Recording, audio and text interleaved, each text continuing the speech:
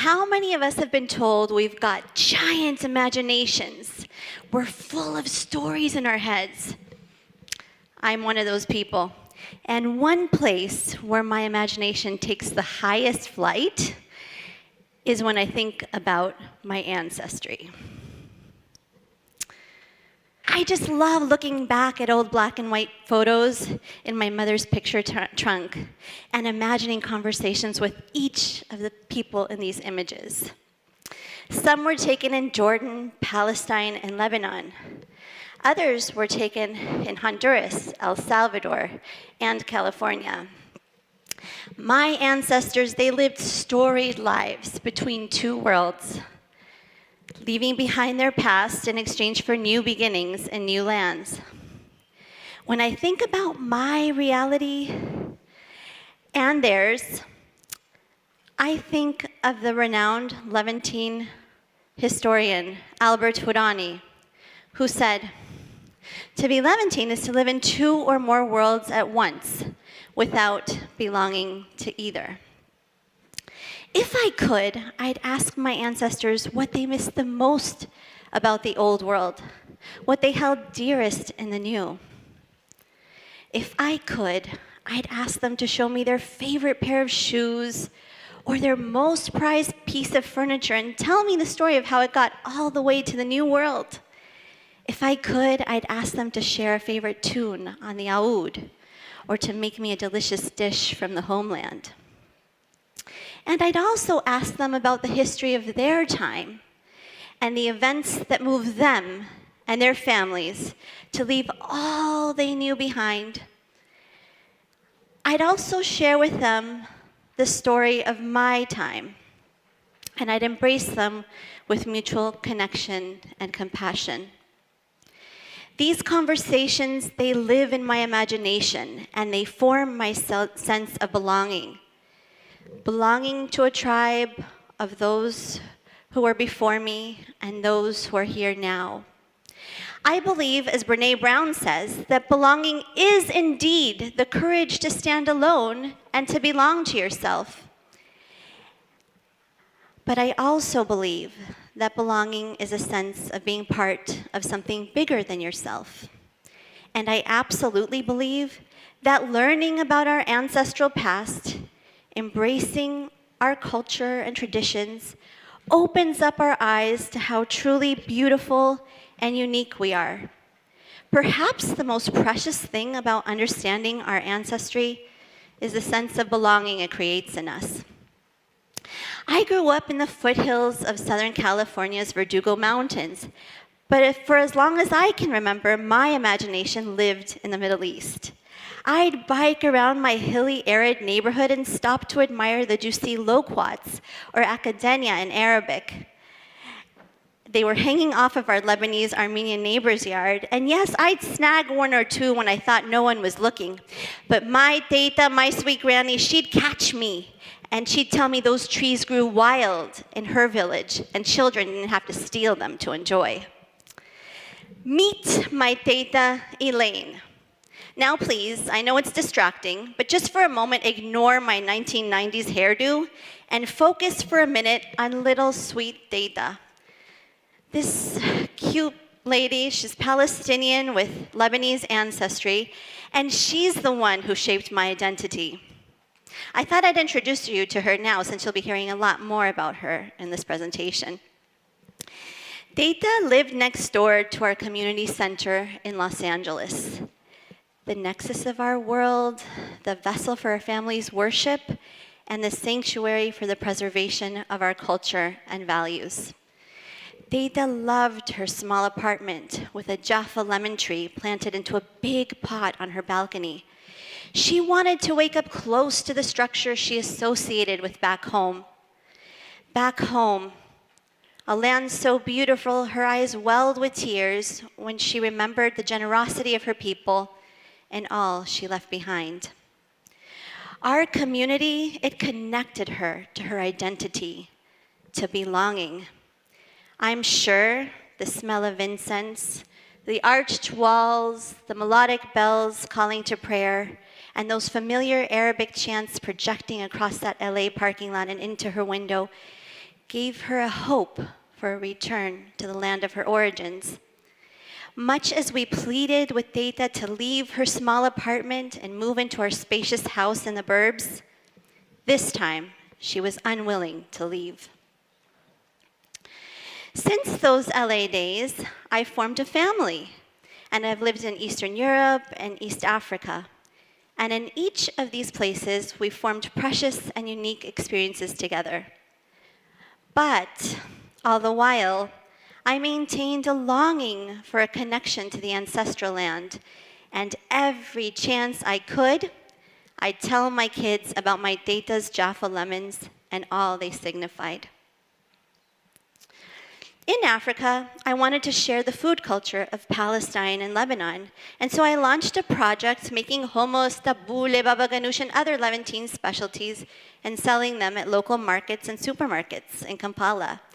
My kids, they loved participating in our culture through this activity, until the day my husband came to me and said, "Sweetie, what do you think about moving to Lebanon?" Oh my goodness. Now, how could I possibly let that opportunity go by? This was practically a dream come true. Experiencing my origins in the place, in the real place that Teta and my dad and others had told me about. So in a matter of a few weeks, we pulled our kids out of school, we packed our bags, and off we went. We landed in Beirut in December 2017. And boy, do the Lebanese know how to do Christmas. In the city, all along the seacoast and into the mountain villages, village municipalities just compete on setting up the most beautiful Christmas markets and holiday lights you have ever seen. Traditions celebrated by my family back in LA were coming alive before my very eyes, in their original form, in the original place. Plus, after 5 years in beautiful but rustic East Africa, the wealth of amenities we found here and the shimmery Beirut skyline kept us in awe. Our family has experienced so much since those December days. A genuine people's revolution that saw thousands lining the streets demanding dignity and a government worthy of their trust. A currency devaluation that has crippled this economy and left so many hungry and destitute. A dreaded pandemic that seemed remarkably under control here, while the rest of the world was registering very high numbers of the infected. We were doing well here until August 4th, 2020. 2 days prior, on August 2nd, my husband, 3 kids, and I ventured to the north of Lebanon. Our usual return west would be replaced with the COVID summer plan. We rented a cute stone house right next to the beach with arcade windows just north of historic Byblos. Our plan was to spend 3 weeks there, enjoying the sea and the village life and disconnecting from the city in a relatively COVID-safe environment. We had just returned from the shore in front of our house when a friend called to see how we were doing.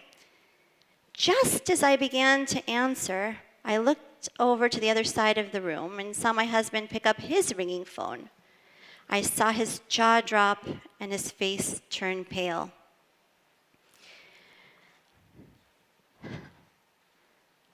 Simultaneously, I heard my friend on the phone say, "There's been an explosion in Beirut, and it seems to have destroyed your neighborhood. Are you guys okay?" I could not have imagined, on that sultry August day, as my family and I sat safely 50 kilometers north of Beirut, just how much destruction and loss we would witness in the weeks ahead, and the devastating, life-altering impacts the events of August 4th would have on so many in Lebanon. We were spared from that awful moment when a massive explosion detonated in the port of Beirut, killing at least 218 and injuring over 7,000. The blast displaced over 300,000 families, including ours. But we were spared by a simple decision to take an early August holiday in the north. Many were not so lucky. The next day, I called a friend and offered my condolences at the loss of her father. 3 young firefighters, all from the same family, were summoned to the scene of the first small explosion prior to the massive blast, and they were all from a neighboring village to Barbara. In some parts of Lebanon, white cloth garlands are hung above the main streets when a young unmarried person dies, representing their purity and untimely departure. Seeing those white drapings and hearing mothers wailing at their tragedy hit me to the core. I began to understand that overcoming this horrific tragedy would be a collective struggle, as well as an individual one. As I walked into our destroyed apartment with the blown-out front door and heard the crunch of glass under my boots,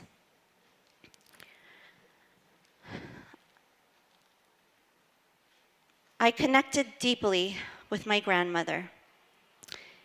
In my head, I heard her stories of flight away from danger and aggression, of leaving behind, and of loss. 4 days, we worked on the cleanup of our home amidst the rubble on our street. We saw mounds of ancient stone and earth and rescuers searching for the missing. We received help from complete strangers and lent a hand to those who needed them more than us. And in the ensuing weeks, we packed up and we moved from our neighborhood next to the port up the mountain on the hill behind Beirut. And through those terrible days, I thought much more about my grandmother. I thought of her resilience and that of those who accompanied her through the most tragic experiences of her life. I remembered her laughter and her jokes and her delicious cooking. I thought of the depth of her character and her ability to recover. And this is what carried me through and gave me hope. It is here in Lebanon where I feel the most in place. Each day I live here, even on the hardest ones, I give thanks for the beautiful, sometimes painful, deeply connected feeling that floods me daily. And now I know why my time is here to be in the homeland, to pick the abundant academia freely off the tree outside my kitchen window, to walk through the olive groves with my children and build forts under their shade, to experience my ancestry here and now. I'm convinced that all the love I have for my heritage and my ancestry must be manifested in some clearly palpable way for many to taste, enjoy, and benefit. So with the help of my entire family and the encouragement of my community, I recently launched a brand of traditional Levantine foods, soul roots made in Lebanon for the world to taste. Our brand is a reflection of the love found in the food culture of this place. Good food is the bridge that connects those who came before us, those who are here today, and those who are yet to come. To me, good food is the image of hope that persists in this battered region. I believe that hope can be rekindled through good, honest, authentic work. So as we grow Soul Roots, our mission will be to support youth in underserved communities in Lebanon and the greater Middle East.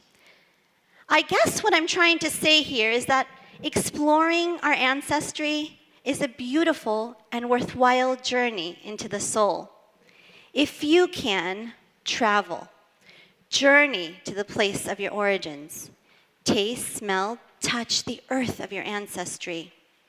There's a magic in that experience that is just so completing. If you can't travel, travel physically in your imagination. Seek to learn all you can about your ancestral traditions and celebrate them. You belong to yourself and you belong to your ancestry. I believe that my path of reconnection with Teta was illuminated in Beirut in the aftermath of August 4th. I'm indebted to Teta for taking the time to share her vulnerability, her stories of love for her homeland, her steadfast hope for return to the beautiful place of her origins. I, like Teta, cannot imagine a life away from my roots. My reconnection with Teta in Lebanon has inspired a desire to serve my people and a need to make a difference in the lives of future generations in this region. To those who came before us, to those we share this world with now, and to those who will come after us, to ancestry, to health, and to hope.